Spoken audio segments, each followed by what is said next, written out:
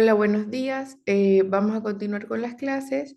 Vamos a darle primero potasio y en este mismo video voy a ir con calcio, magnesio y fósforo. Son clases súper cortitas. Estoy tratando de darles lo más importante. Me presento de nuevo. Mi nombre es Patricia Carrullo. Soy médico internista nefrólogo. Trabajo en el Hospital de Talca.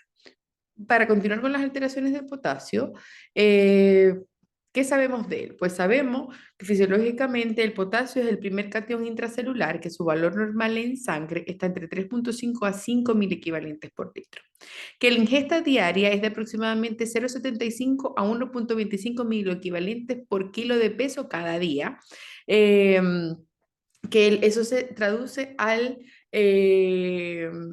4.000 equivalentes, que es el 2% el que está plasmático, ¿ya?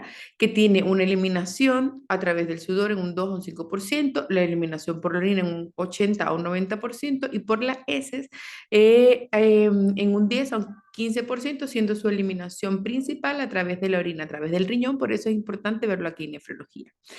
El Está regido por un potencial transmembrana a través de una TPasa de sodio-potasio, en donde hace intercambio entre el sodio intracelular y el sodio plasmático, y el potasio intracelular, perdón, y el potasio plasmático, siendo el potasio intracelular el 98% de la distribución, es decir, 150 mil equivalentes por litro, y el potasio plasmático el 2%, como ya le mencioné, 4.000 equivalentes.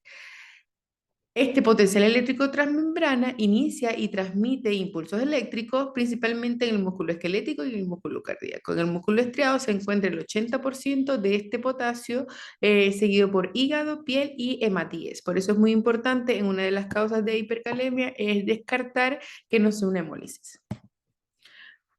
Es un balance corporal de potasio, está dado principalmente por la bomba de sodio ATPasa, que obviamente al degradar el ATP en ADP y el ATP en ADP y potasio y fósforo y fosfato, va a intercambiar, eh,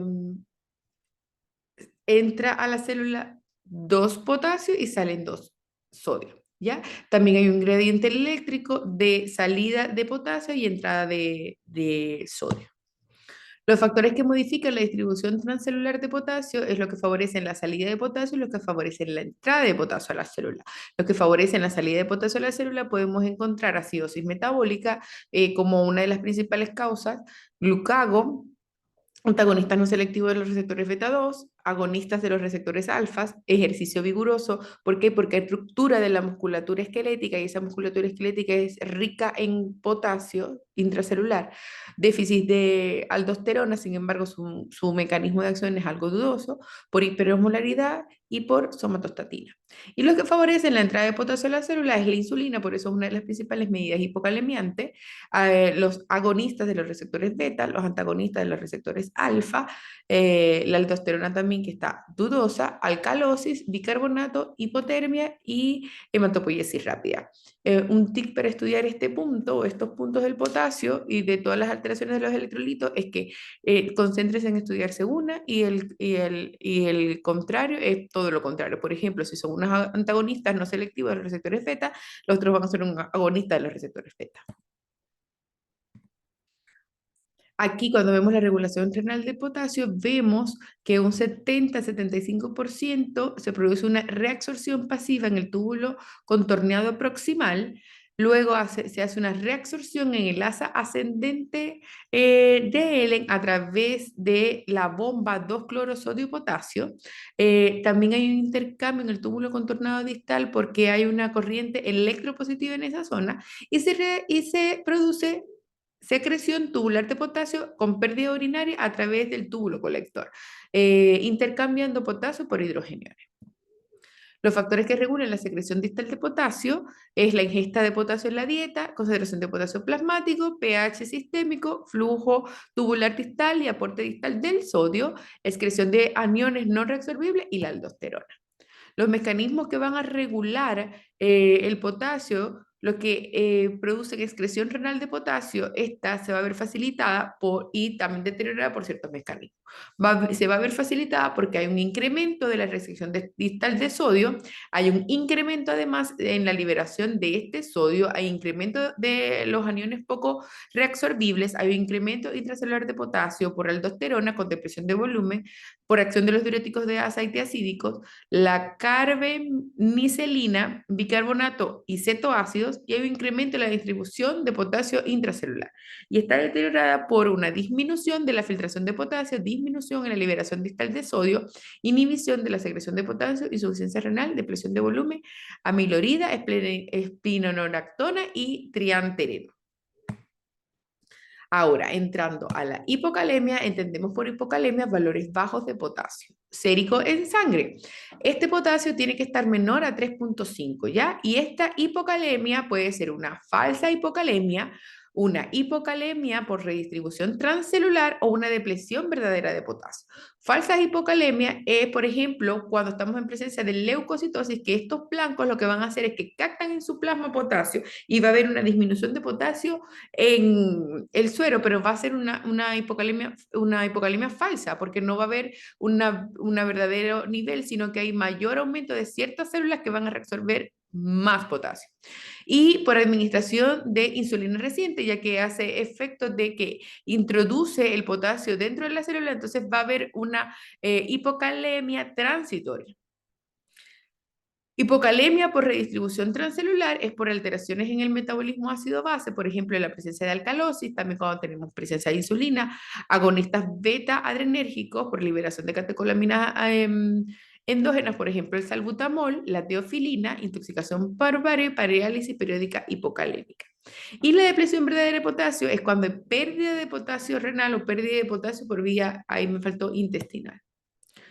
Entonces, nosotros vemos la hipocalemia de la siguiente forma. La falsa, la que se redistribuye, que en verdad no son verdaderas hipocalemias, y la depresión de potasio verdadero, que nosotros tenemos que ver si tiene etiología renal o etiología no renal. Y para ver eso, nosotros qué vamos a pedir, esto que está aquí, que es un potasio urinario. Si el potasio urinario está menor a 20, eso quiere decir que es una etiología extrarrenal y tenemos que buscar esa causa. Si el potasio es mayor a 20, vemos que es una etiología renal. Si es una patología o una pérdida de potasio extrarrenal, nosotros vamos a verlo también con el pH. Si es un pH normal, es porque está asociado a una ingesta inadecuada de potasio, porque hay una anorexia nerviosa y hay muchos vómitos en ese paciente, o hay una ingesta pobre, porque hay un incremento de la masa muscular. Entonces, al incrementar la masa muscular, pasa lo mismo con la leucocitosis. Al aumentar la masa muscular, va a aumentar la, el ingreso de potasio intracelular por geofagia o abuso de laxantes. Cuando hay un pH variable, pensamos que es con un adenoma velloso rectal, o sea, habrá que hacerle al paciente una colonoscopia, y si estamos presentes en acidosis metabólica, pues por pérdidas, por diarrea, por ayunos prolongados, sobre todo en pacientes, se ha demostrado últimamente con pacientes con ayuno intermitente de estos prolongados que duran más de 24 horas, y también porque hay fístulas o en pacientes que tengan fístulas gastrointestinales, ya que hay una pérdida constante de potasio a través de esa fístula. Y si es un potasio urinario más de 20, vamos a decir que tiene una etiología renal, y también tenemos que compararlo con el pH. Hay alcalosis metabólica, pH variable o acidosis metabólica. Cuando vamos con un pH variable, nosotros vamos a ver que está en una fase diurética de la recuperación de una necrosis tubular aguda. Cuando ocurre una diuresis post-obstructiva, que es el paciente que está obstruido, le desobstruimos la vía, bien sea colocando una sonda vesical, un pictel, y hace diuresis, o una poliuria post-obstructiva, pues ahí vamos a ver hipocalemia, porque va a haber como un déficit que se va a producir por la gran pérdida que va a haber a través de la orina, nefritis intersticial por síndrome de Fanconi y depresión de magnesio. También por acción de ciertos medicamentos como la penicilina, ciplastino, que es un quimioterápico, y aminoglicosio. Cuando hablamos de una hipocalemia con acidosis metabólica, pues nosotros vamos a pensar en que sea una acidosis tubular renal. ¿De qué tipo? Puede ser distal tipo 1, proximal tipo 2, o que el paciente está bajo efectos de ciertas drogas inhibidoras de la anhidrasa carbónica, o está bajo la cetoacidosis diabética. Cuando hay alcalosis metabólica, además de lo que ya vimos que era el potasio urinario y los gases, tenemos que ver el cloro en la orina. Si el cloro está bajo en la orina, es por vómitos o drenaje gástrico, diurético, post-hipercapnia y fibrosis quística. Sobre todo la post-hipercapnia en pacientes que tienen problemas pulmonares, obstructivos pulmonares. Y si el cloro está alto en la orina, ahí lo comparamos con la presión arterial, si está normal o alta. Si está normal, es bajo, que está el paciente bajo efecto diurético, hay una severa depresión de potasio, hay una pérdida congénica como un síndrome de Baker, un síndrome de Gilderman, un síndrome de Liddell, que son trastornos genéticos en donde se cursan con cierto tipo de acidosis tubular, además de afectación renal y de una hipocalemia muy severa. Si hay presión arterial alta, condiciones de exceso de mineralocorticoide, glucocorticoide, hiperaldosteronismo primario, hiperplasia suprarrenal congénita, enfermedad de Cushing, aquellos pacientes que están bajo corticoides a altas dosis por mucho tiempo, tumores secretores de renina, hipertensión renovascular, hipertensión maligna. Es harto contenido, pero si ustedes saben exactamente o le aplican la lógica, hipocalemia por lo general es pérdida, y si no es pérdida es porque está asociado a acidosis porque es algo renal, y si es algo renal, por ejemplo, una acidosis tubular, ahí lo van a ubicar. Esto es un esquema, un diagrama que por lo general no se los pregunten, pero aquí está el resumen de todo lo que ya hemos hablado. Si el potasio está menor de 3.3, pues descartar que sea una pseudo hipocalemia o una hipocalemia que sea por redistribución. Hay que ver la historia clínica del paciente y cómo está el potasio en la orina. Si el potasio es bajo, el potasio es alto. Si el potasio es bajo es porque es extrarrenal, y si el potasio es alto es porque es renal, y ahí vamos viendo. Van haciendo el esquema. Las manifestaciones clínicas de la hipocalemia, lo más característico y lo que es, ojo, pregunta de examen, son las anormalidades electrocardiográficas. ¿Y qué vamos a encontrar en pacientes con hipocalemia? Aplanamiento e inversión de la onda T, una onda U prominente, descenso del segmento ST, prolongación del QR y del PR, del QT, perdón, y del PR, y arritmias auriculares y ventriculares. Y siempre va a haber una predisposición a la toxicidad digitálica en aquellos pacientes, obviamente, que estén con digital, como la digoxina. Neuromusculares es la segunda manifestación clínica más común. Se caracteriza por debilidad generalizada, astenia, calambre, parestesia, y hasta la parálisis puede ser tan severa que puede ser parálisis respiratoria. Y rhabdomiolisis. Digestivas, estreñimiento helioparalítico, en renales, disminución de la filtración glomerular, nefritis intersticial, diabetes insípida nefrogénica, alcalosis metabólica, aumento de la producción renal de amonio con predisposición de encefalopatía hepática, aumento de la predisposición renal o la producción renal de prostaglandina, pérdida de cloro, quistes renales. Sobre todo en la hipopotasemia crónica, está asociado mucho a la formación de quistes renales. Y endocrina y metabólica, disminución de la aldosterona, aumento de la renina, descenso de insulina, intolerancia a los hidratos de carbono. Esto es pregunta de examen. Estos son los cambios electrocardiográficos en la hipocalemia.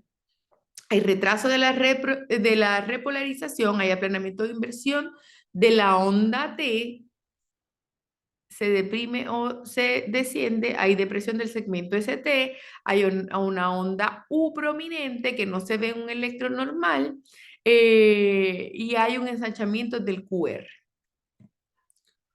Para tratar la hipocalemia, pues tener claro qué tipo de hipocalemia está presente, si hay que tratarla o no, porque si es una hipocalemia falsa, una pseudo hipocalemia, al corregir la causa de base se va a corregir sola. Hay que hacer una buena historia clínica y exámenes necesarios para hacer un buen diagnóstico: electrolitos, gases arteriales y potasio urinario.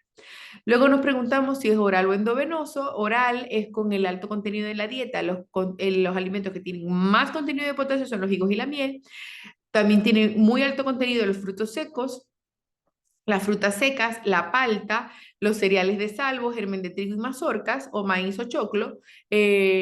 También los vegetales verdes como espinaca, tomates, brócoli, repollo, remolacha, selga, zanahoria, coliflor, papas. Frutas como bananas o plátanos, melón, naranjas, kiwi, y carne como la carne de vacuno principalmente. Si es un déficit endovenoso, tenemos que calcular con el déficit de potasio, que es esta fórmula que se la tienen que estudiar, que es potasio ideal menos potasio actual por 0.4 por kilo de peso, ¿ya? Y nota importante, que también a veces pregunta de examen, por vía periférica solamente se pueden pasar hasta 90 mil equivalentes de potasio al día. Si requieren más, hay que hacerlo por una catéter venoso central, ¿ya? Esto de la corrección de los déficits, por lo general, la fórmula nomás, pero no preguntan nada más. Ya hablando de hipercalemia es un potasio sérico mayor a 5 y obviamente también tienes fases, una fase hipercalémica, hipercalemia por redistribución transcelular o retención verdadera de potasio. Una fase hipercalémica es por hemólisis, trombocitosis, leucocitosis o anormalidades adquiridas del eritrocito, que hay rápida destrucción de estas células con gran salida de potasio y va a haber obviamente aumento del potasio plasmático. La hipercalemia por redistribución transcelular se ve en pacientes que están con acidosis, con déficit de insulina, con beta bloqueados o pacientes que estén bajo anestesia con la succinilcolina, intoxicaciones digitálicas o parálisis periódica hipercalémica. Y la retención verdadera de potasio, aquellos pacientes que comprometen la velocidad o la tasa de filtración glomerular, hay déficit de mineralocorticoides, bien sea por hiperaldosteronismo primario o secundario, y hay déficit selectivo también de la secreción de potasio. Aquí un pequeño resumen: si el potasio está mayor de 5, ver si hay lisis sanguínea. Si no hay lisis sanguínea, si hay lisis, ¿qué nos vamos? Si la muestra está hemolizada, si fue el torniquete muy apretado, si tiene una leucocitosis o una trombocitosis. Si no, pues ve el potasio en 24 horas y ahí haciendo su esquemita para ver eh, exactamente cuál causa es. La hipercalemia puede ser leve, moderada o severa. Leve entre 5.5 y 6.5, moderada de 6.5 a 7.5 y severa, aquí hay un error, es mayor a 7.5. Si es leve, por lo general no se producen síntomas, pero pueden tener algún tipo de alteraciones electrocardiográficas. Si es moderada, puede haber decaimiento, fatiga, debilidad, parestesia y disminución de reflejo. Y si es severa, obvio, van a tener alteraciones electrocardiográficas y parálisis flácidas neuromusculares. Las mayores manifestaciones clínicas también son cardíacas, con alteraciones en la conducción, con ondas T elevadas o picudas, aumento lo del intervalo PR, ensanchamiento de los complejos QRS, aplanamiento de la onda P y fibrilación ventricular. Se va a producir también debilidades musculares, parestesia, parálisis ascendentes flácida que va de las extremidades inferiores a las superiores, inclusive hasta parálisis pulmonares, o sea, respiratoria, gastrointestinales por náuseas, vómito y dolor abdominal, alteraciones hidroelectrolíticas por que existe una reducida excreción urinaria de amonio, también acidosis metabólica y natriuresis aumentada. Endocrino, hay reducción de renina, secreción aumentada de prostaglandina, secreción aumentada de calicreína y elevación de la insulina. Y hemodinámicos, disminución de la presión arterial. Estos son los cambios electrocardiográficos en presencia de potasio. Hay aumento de las ondas T, o son ondas T picudas, que aquí se ve esto como lo más característico, prolongación del PR y del QRS. Vemos un PR un poco prolongado, retraso de la conducción AB y pérdida de la onda P y asistolía o fibrilación ventricular. Aquí vemos, dependiendo de los niveles de potasio, cuáles son las alteraciones que podemos ver hasta la sistolía. Y el tratamiento se divide en varias fases. Hay estabilizadores de membrana, como el gluconato de calcio, que se administra 10 ml en 2 a 5 minutos endovenoso. El inicio de acción es súper rápido, de 5 a 10 minutos, pero la duración es muy corta, de 30 a 60 minutos. Solamente vamos a usar calcio cuando los pacientes estén bajo inestabilidad hemodinámica. Modificación del balance interno por redistribución. Tenemos aquí a los agonistas beta adrenérgicos como el salbutamol, en puff o nebulizado. Su acción también es rápida, 5 a 8 minutos y dura un poco más de 2 a 3 horas. Y lo que hace es que desplazan el potasio al interior de la célula. También se usa las soluciones polarizantes, que es insulina más glucosa, que son 10 unidades de insulina rápida en 50 gramos de glucosa, que son 500 ml al 10% o 50 ml al 50%, se pasa endovenoso. Su acción empieza a ser la de 15 a 30 minutos y durante 6 a 8 horas, es decir, que es algo que se puede hacer cada 6 o 8 horas. Y el bicarbonato, que puede ser oral o endovenoso, que inicia su acción en 30 a 60 minutos y dura también de 6 a 8 horas. Y por modificación del balance externo, que lo que hacen es que eliminan el potasio del organismo, están los quelantes intestinales, como el poliesterin sulfato cálcico, que es el Kayexalate, que se da oral de 15 a 50 gramos cada 4 a 6 horas para lograr tener deposiciones, unas 3 o 4 deposiciones en un lapso de tiempo de 12 horas. Y si el paciente no tolera la vía oral, pues se pueden colocar enema de 30 a 100 gramos e inicia su acción en 1 hora y puede durar hasta 12 horas. Diuréticos de asa en alta infusión, por lo general se usa furosemida en una dosis de 40 a 200 miligramos, dependiendo de la hemodinamia del paciente, lo que tolere el paciente. Inicia su acción en 30 minutos y puede durar de 6 a 8 horas también. Y la diálisis, bien sea hemodiálisis o peritoneodiálisis, cuando todas las medidas anteriores no han respondido, pues es indicación de dializar al paciente. El tratamiento de urgencia, vamos a tener que está basado en gluconato de calcio, endovenoso, bicarbonato, solución polarizante y nebulizando con salbutamol, que es el beta-2 adrenérgico. Y el no urgencia, furosemida, kayexalate, hemodiálisis y diálisis peritoneal, dependiendo de lo que se necesite el paciente. Este es un algoritmo también del tratamiento de la hipercalemia. Por su atención, muchas gracias. Espero les haya servido.